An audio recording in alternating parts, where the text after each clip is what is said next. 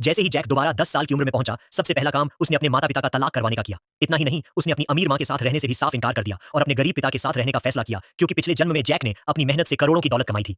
बदकिस्मती से वह गंभीर रूप से बीमार पड़ गया। उसकी माँ और सौतेले पिता ने उसके इलाज के लिए एक पैसा भी खर्च नहीं किया, बल्कि उन्होंने जबरदस्ती उससे उसकी सारी संपत्ति अपने नाम करवाने वाले कागजों पर हस्ताक्षर करवा ली। आखिर में उन्होंने उसकी ऑक्सीजन की पाइप तक निकाल दी, जिससे उसकी मौत हो गई। मरने से ठीक पहले उसे पता चला कि इतने सालों से उसके पिता ही छिपकर उसकी पढ़ाई का खर्च उठा रहे, शायद भगवान को उस पर दया आ गई। इसलिए उसे उसी साल दोबारा जीवन मिल गया जब उसके माता-पिता का तलाक हुआ था। इस बार जैक ने अपनी किस्मत बदलने की ठान ली। उसने तुरंत अपने पिता से माँ को तलाक दिलवाया और अपनी माँ को घर से बाहर निकाल दिया। अपने बेटे का फैसला देखकर उसके पिता भावुक हो गए। उन्होंने अपनी जीवन भर की सारी बचत जैक को संभालने के लिए दे दी।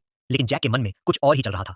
कुछ देर बाद उसके पिता काम से घर लौटे। उन्होंने देखा कि जैक घर पर पढ़ाई नहीं कर रहा था, यहाँ तक कि उनकी छिपाकर रखी हुई सारी जमा पूंजी भी गायब थी। सीसीटीवी देखने पर पता चला कि जैक सारे पैसे लेकर सीधे शेयर मार्केट पहुंच गया था।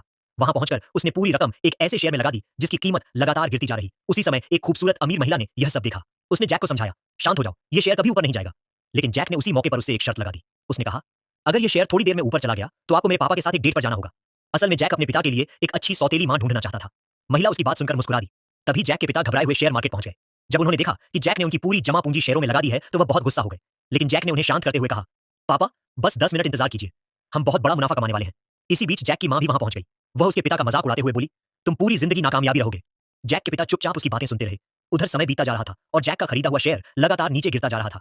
वहां अमीर महिला भी बोली, जैक, तुमने बहुत बड़ी गलती कर दी है, तुमने अपने पिता को भी मुसीबत में डाल दिया। लेकिन जैक के चेहरे पर जरा भी घबराहट नहीं थी, क्योंकि उसे पहले से पता था कि आखिरी 10 सेकंड में यही शेयर अचानक आसमान छूने वाला है।